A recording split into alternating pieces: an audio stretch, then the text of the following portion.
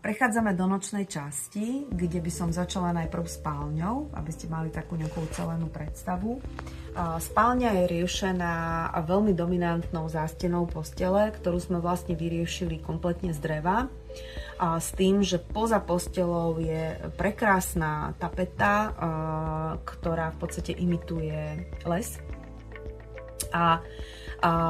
Oproti tejto posteli je riešený kompletne úložný priestor. Vzhľadom na fakt, že je ten priestor atypický, čo sa týka rezu stropu, tak sme išli do otváravých dverí. Došlo k zmene ale, ktorá v tejto vizualizácii ešte nie je vidieť, kde si klient želal mať televíziu. Takže to potom uvidíte v reále, keď sa to zrealizuje, lebo to sa už nevizualizovalo. Na strane vpravo od postele máme riešený takýto obklad. Ten obklad je tam kvôli tomu, že sme tam museli schovať radiátor. Ten radiátor putoval všelikade, najprv že pri okno, ale nakoniec sa rozhodlo, že zostane tu z viacerých dôvodov. Nad tým je veľmi pekné zrkadlo, ktoré bude v čiernom ráme. Kompletne celá posteľ je riešená tiež v drevenom prevedení. Snažili sme sa bez nožičiek a pred posteľou je pekná taburetka. Kompletne pod posteľou je vsadený pekný vlnený koberec.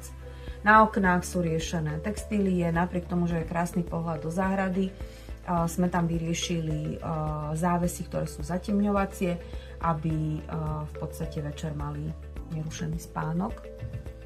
V tejto nočnej časti sa nachádza aj kúpeľňa, kde kúpeľňa je riešená v podstate veľmi jednoduchým zariadením s tým, že máme tu dve farebné varianty, nakoniec sme teda išli tým, že sme riešili také trošku praktickejšie riešenia, a to také, že sa vytvoril klasický uzatvárací sprchový kút v mliečnom prevedení. Je tu použitý krásny obklad, ktorý imituje drevo, a práve preto sme ho tam dávali, aby to vlastne celý tento nočný trakt, ktorý tam je vlastne použitý, aby pôsobil veľmi uceleným a takým teplým dojmom, aby sa tam naozaj ľudia cítili príjemne. Máme tu zopár zaujímavých detailov, ktorý je napríklad táto zošikmená stena. To sú veci, ktoré sme si teda my vymysleli, a uvidíme, či sa nám to podarí zrealizovať, nakoľko v tejto miestnosti je kotolňa a sú tam rôzne všelijaké rozvody, ktoré nám trošku bránia ubrať z tej steny. Takže toto sa necháme prekvapiť, ako to vlastne dokončíme. Do tejto kúpeľne, toto sme vlastne v tej prednej chodbičke, ale ja ukážem opravu, lebo tam došlo ku korekcii.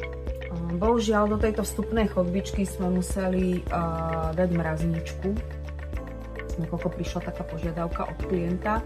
Tieto dvere vlastne vedú do obývačkovej časti, sú vlastne v tom zadimenom skle, a do kúpeľne sme dali tiež posuvné dvere, aby to dverové krídlo nezavadzalo v komunikácii.